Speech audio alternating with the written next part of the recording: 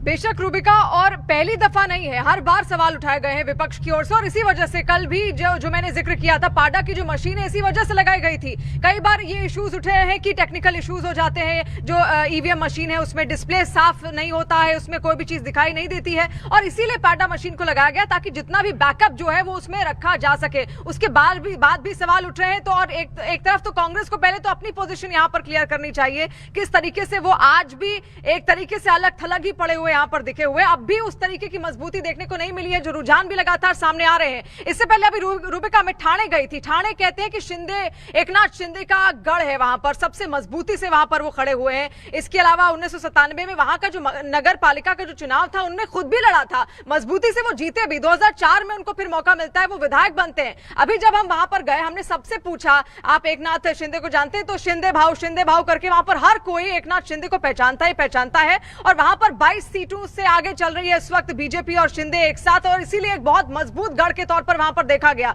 ये गढ़ इतना ज्यादा मजबूत है एकनाथ शिंदे के लिए कि खुद ठाकरे ब्रदर्स बकायदा आए थे, और ठाणे में आकर उन्होंने बकायदा एक रैली यहां पर की, संयुक्त रैली यहां पर उनकी ओर से की गई थी, मिलजुल कर की गई थी, ताकि वो जो पोजीशन है, वो जो दबदबा शिंदे का कहीं ना कहीं यहां पर है, उसको वो हासिल कर सके। लेकिन बिल्कुल आसान नहीं है, क्योंकि एक छोटे ऑटो ड्राइवर से लेकर हमने अभी देखा वहां बड़े तबके तक का व्यक्ति भी उनको जानता है। एक बहुत मजबूत गढ़ के तौर पर एकनाथ शिंदे के लिए ठाणे यहां पर है, और इसीलिए देखिए उनको चुना भी यहां पर गया है। और ऐसा कुछ नहीं है कि एक कोई इलाका ऐसा होता है कि आपको बहुत चुनाव प्रचार वहां पर करना पड़ेगा। कुल मिलाकर एक अच्छी खासी पहुंच और पहचान एकनाथ शिंदे ने यहां पर बना दी है। और दूसरी तरफ जब उद्धव ठाकरे और राज ठाकरे की बात होती है, तो वो जो अस्तित्व शिवसेना का था वो सीधे तौर पर शिफ्ट होता शिंदे की तरफ दिखाई दे रहा है। लेकिन जब ये हुआ तो संजय राउत का बयान आना तो जरूरी था, जो बयान उन्होंने दिया था अब से कुछ देर पहले। अब आप उसे सुनिए, वो क्या कह रहे हैं कि जहां शिवसेना के वोट थे वहां पर वोट लिस्ट से हटाए गए हैं, काटे गए हैं। अभी फिर कह रही हूं, रुझान और रुझान से पहले अब ये बयान आ रहे हैं कि देखिए ये तो जानबूझकर हमें हराया गया चुनाव है। सुन लीजिए। जो वोटिंग पैटर्न चलाया सरकार ने, ये बेहद गंभीर बात है। हजारों लोगों के नाम गायब रहे, जिसने विधानसभा में वोट किया है, और ऐसे एरिया से वोट गायब हो गए जहां शिवसेना को या महाराष्ट्र नवनिर्माण सेना को या कांग्रेस को वोट हुए, वहां से हजारों लोगों के नाम गायब हो गए। ईवीएम मशीन बार बार बंद होती रही बहुत से प्रभागों में। जहां राष्ट्रवादी कांग्रेस को बटन दबाया गया है, वहां कमल के ऊपर लाइट ऑन होती है। वैसा मशाल का हो गया, वैसा इंजन का हो गया, और चुनाव आयोग के जो लोग हैं उस हमारी शिकायत सुनने को तैयार नहीं। तो संजय राउत को आपने सुना है। अब एक और बड़ी खबर आपको बता दूं, अहिल्यानगर महानगर पालिका जहां पर 68 सीटें हैं, अहिल्यानगर में भारतीय जनता पार्टी इस वक्त आगे चल रही है, लेकिन कांटे की टक्कर राष्ट्रवादी पार्टी देती हुई उनको नजर आ रही है। 4 सीटों पर शिवसेना के खाते में इस वक्त 1 सीट दिखाई दे रही है। रुझानों के हवाले से मैं ये खबर आपको दे रही हूँ, जो रुझान अब तक आए हैं। अब ऊपर आप देख लीजिए, 227 वार्ड, उसमें से 120 के हमें जानकारी मिल रही है कि रुझान आ चुके हैं, जिसमें भारतीय जनता पार्टी और शिंदे गठबंधन जो है यानी महायुति, वो लगभग 68 सीटों पर रुझानों में आगे चल रहा है। दोनों जो उद्धव ब्रदर्स हैं वो 39 बताया जा रहा है उनका आंकड़ा, और नीचे की तरफ जो अलग अलग महानगर पालिका है वहां पर ये अलग अलग पार्टियां कितनी सीटों पर आपको दिखाई दे रही है। संभाजी नगर में इंटरेस्टिंग है कि AIMIM 4 सीटों पर इस वक्त रुझानों में आगे चल रही है। उधर एक के बाद एक बयान राहुल गांधी की तरफ से, और जो इंडिया गठबंधन के दूसरे साथी है, चुनाव भले ही अलग लड़ रहे हैं लेकिन बयान लगभग एक सरीखे दिए जा रहे हैं।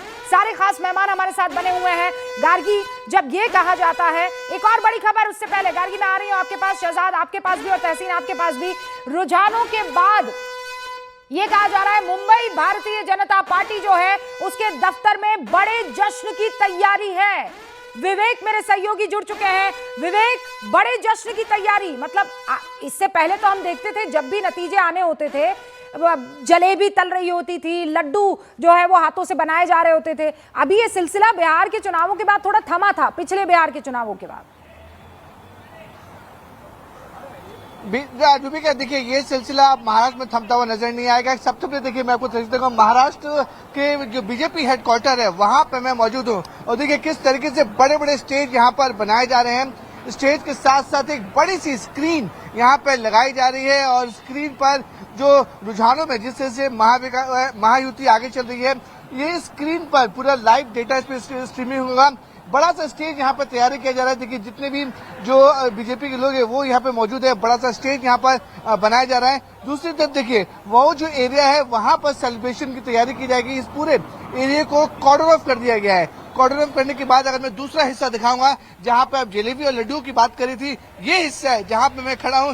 इस हिस्से को भी देखिए पूरी तरह से कॉर्डर ऑफ कर दिया गया है। यहाँ पर ऐसा प्लान बनाया जा रहा है कि अगर 29 म्युनिसिपल कॉर्पोरेशन में बीजेपी आगे आती है तो बाकायदा यहाँ पे सभी बड़े लीडर, बीजेपी के तमाम बड़े लीडर्स जिसमें देवेंद्र फडणवीस, रविंद्र चौहान, अमित साटम, आशीष शेलार, सभी लोग यहाँ पे आएंगे और लड्डू और जलेबी का भी ऐसे जानकारी मिल रही कि इसी जगह पर लड्डू और जलेबी का जो प्लान है वो तैयार किया जाएगा। यहाँ पर सेलिब्रेशन किया जाएगा। फायर क्रैकर और जो पटाखे हैं वो यहाँ पर छोड़े जाएंगे और जो ये स्टेज यहाँ पे देख रही है, स्टेज पर बड़ा सा बैनर यहाँ पे लगाने की तैयारी की जा रही है। देखिए पूरा जो साचा है वो पूरी तैयार हो चुका है। बड़ी सी स्क्रीन है वो अभी कुछ 15-20 मिनट पहले ये स्क्रीन यहाँ पे लगाई गई है। सारी तैयारियां जोर शोर से चल रही हैं। हालांकि बीजेपी हेडक्वार्टर में अभी तक कोई बीजेपी के नेता तो नहीं आए, लेकिन जिस तरह से हमारी बातचीत बीजेपी के लोगों से हो रही है उनका साफ तौर पे कहना है कि बीएमसी अगर बड़ी जीत होती है तो मुंबई प्रदेश जो मुंबई का हेडक्वार्टर है बीजेपी का वहां पे जश्न होगा। 29 म्युनिसिपल कॉर्पोरेशन बड़ी जीत बीजेपी की होती है तो उसका जश्न जो है वो महाराष्ट्र प्रदेश के जो नरमन पॉइंट ऑफिस पर है वहां पे होगा। जसप्रीत, सॉरी माफ कीजिएगा रूबिका। हाँ विवेक, ये आप बीजेपी दफ्तर से हमें लाइव तस्वीरें दिखा रहे थे। अब जरा हम अपने मेहमानों का रुख कर ले। शिवसेना से हमारे साथ संजय निरुपम जी जुड़ चुके हैं, जरा उनका रुख करते हैं।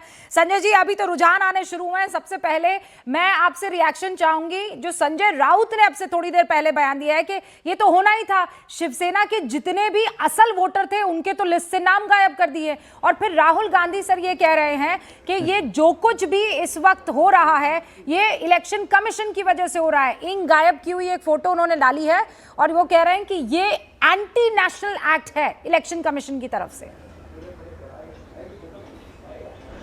कल शाम से ही विपक्ष का विधवा विलाप शुरू हो गया है।